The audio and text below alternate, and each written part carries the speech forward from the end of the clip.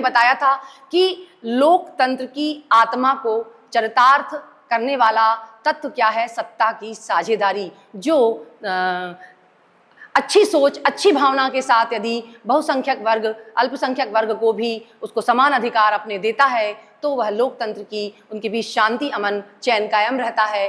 तो इसको देखते हुए, और दूसरा एक और एग्जाम्पल मैंने आपको दिया श्रीलंका का, कि उसमें उसने बताया कि उसने अल्पसंख्यक वर्ग को कोई अधिकार नहीं दिए तो उनके बीच खूनी संघर्ष हुआ, गृह युद्ध हुआ और उसका अंत बहुत बुरा हुआ। तो पहला कि यदि हम उनको बराबर अधिकार देते हैं तो जो समूह होते हैं विभिन्न, बहुसंख्यक, अल्पसंख्यक, उनके बीच कोई टकराव नहीं होता, शांति स्थापित रहती है। दूसरा, राजनीतिक स्थिरता आती है, राजनीतिक स्थायित्व हमें प्राप्त होता है, जिसमें कोई हिंसा, दंगा, बलवा जैसी जो चीजें होती हैं वो चीजें सारी समाप्त हो जाती हैं। और लोकतंत्र की आत्मा, इसको मैं बता चुकी हूं आपको कि लोकतंत्र की आत्मा मतलब सभी लोगों को राजनीतिक रूप से समान अधिकार प्राप्त होते हैं और वो अपने अधिकारों के प्रति जागरूक होते हैं और उनमें भी एक आत्मसम्मान की भावना बलवती होती है।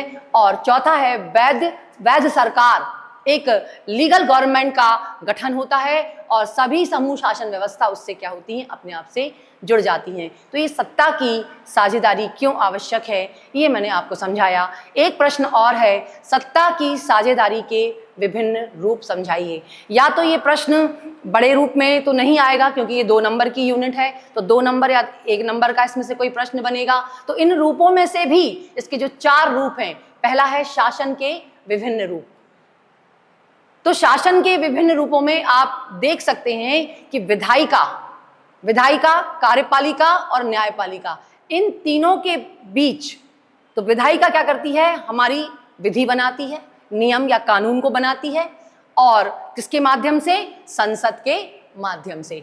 और जो कार्यपालिका है, विधायिका द्वारा बने जो या संसद द्वारा बने नियम कानून होते हैं उसको कार्यपालिका कार्य रूप में परिणत करती है। तो राष्ट्रपति कार्यपालिका का प्रमुख होता है और उनकी एक आईएएस लॉबी जो होती है, जो पर्दे के पीछे की नौकरशाही इन नियम कानून को उसमें प्रस्तुत करती है। फिर तीसरा जो न्यायपालिका है वो क्या करती है कि इनको देखती है कि जो भी नियम कानून बने हैं या कार्य रूप में परिणत किए गए हैं वो वैध हैं या अवैध हैं।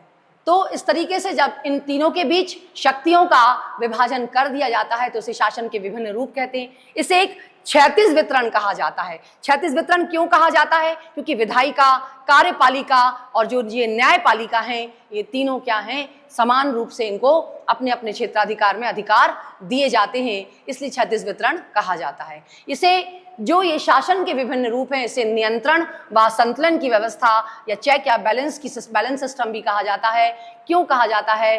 कि विधायिका के बने नियमों को कार्यपालिका देखती है, कार्यपालिका के उनको न्यायपालिका, न्यायपालिका विधायिका को, एक तरीके से ये चक्र चलता है, इसलिए कहा जाता है नियंत्रण एवं संतुलन की व्यवस्था स्थापित करती है। दूसरा, सरकार के विभिन्न स्तर में केंद्र सरकार तो जो पूरे देश के लिए कानून बनाती है, और दूसरा प्रांतीय या राज्य या क्षेत्रीय सरकारें होती हैं, वो राज्यों के लिए कानून बनाती है। तो केंद्र जो पूरे देश के लिए है और उस देश के अंतर्गत आने वाली जो राज्य सरकार या स्थानीय सरकारें होती हैं वो उसके अधीनस्थ होती हैं। तो वो एक क्रम ऊपर केंद्र, फिर राज्य, फिर स्थानीय सरकारें, इस तरीके से ये क्या करती हैं? इसे ऊर्ध्वाधर वितरण को बताती हैं।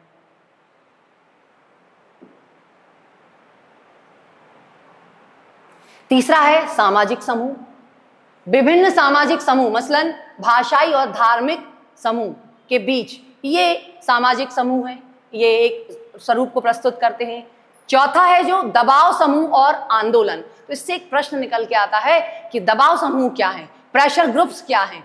तो जब यही सामाजिक समूह अपनी मांगों को लेकर कि हमारी क्या मांगे हैं, सरकार पर दबाव बनाते हैं तो उसे हम क्या कहते हैं? दबाव समूह कहते हैं। और यही इसकी परिभाषा है जो आपको 2 नंबर के प्रश्न में पूछी जा सकती है। और जब इनकी मांगे पूरी नहीं होती तो ये आंदोलन पे उतारू हो जाते हैं और उसके द्वारा अपनी मांग रखते हैं और सरकार को प्रभावित और नियंत्रित करने का प्रयास करते हैं। अब दबाव समूह क्या होते हैं उसके एग्जाम्पल देख लीजिए। व्यापारी वर्ग, उद्योगपति वर्ग, औद्योगिक मजदूर और किसान, ये दबाव समूह के अंतर्गत आते हैं। तो आपको दबाव समूह यहाँ से एक क्वेश्चन मिल सकता है। तो आप लिखेंगे कि जब यही सामाजिक समूह अपनी मांगों को लेकर सरकार पर दबाव बनाते हैं, दबाव समूह कहलाते हैं, और उनके ये एग्जाम्पल। ये 2 नंबर में यदि प्रश्न आता है तो ये आपसे अच्छे से बन सकेगा। थैंक यू बच्चों, मुझे विश्वास है कि आपको ये पूरा चैप्टर जो है मैंने अपनी तरफ से पूरा समझाने का अच्छे से प्रयास किया है, और इसमें छोटे छोटे क्वेश्चंस भी, जैसे बहुसंख्यक वर्ग, अल्पसंख्यक वर्ग, दबाव समूह, श्रीलंका को भारतीय तमिल, ऐसे अन्य कई छोटे छोटे प्रश्न सामने निकल के आते हैं, और बड़े प्रश्न भी सामने निकल के आते हैं। आपसे कोई पूछे कि श्रीलंका में बहुसंख्यक वर्ग कौन सा है, आप वो बता सकेंगे कि सहेली है, वो कौन से धर्म को मानते हैं, बौद्ध धर्म को। अल्पसंख्यक वर्ग कौन सा है, तो तमिल हैं, उसमें एक श्रीलंकाई तमिल है, एक भारतीय तमिल है। भारतीय तमिल क्या कहलाते हैं? तो अभी मैंने आपको ये सारा बताया कि जब हमारे देश पर अंग्रेजों का अधिकार था, हम उनके गुलाम थे, तब 1938 में अंग्रेज अधिकारी भारतीय तमिल लोगों को श्रमिकों के रूप में बना के वहीं पर ले गए थे, तो वहीं पर वो बस गए। तो वो भारतीय तमिल हैं, वो भी अपने अधिकारों की, शिक्षा और उनके अवसर की समानता की वो लोग मांग करते हुए संघर्षरत रहे।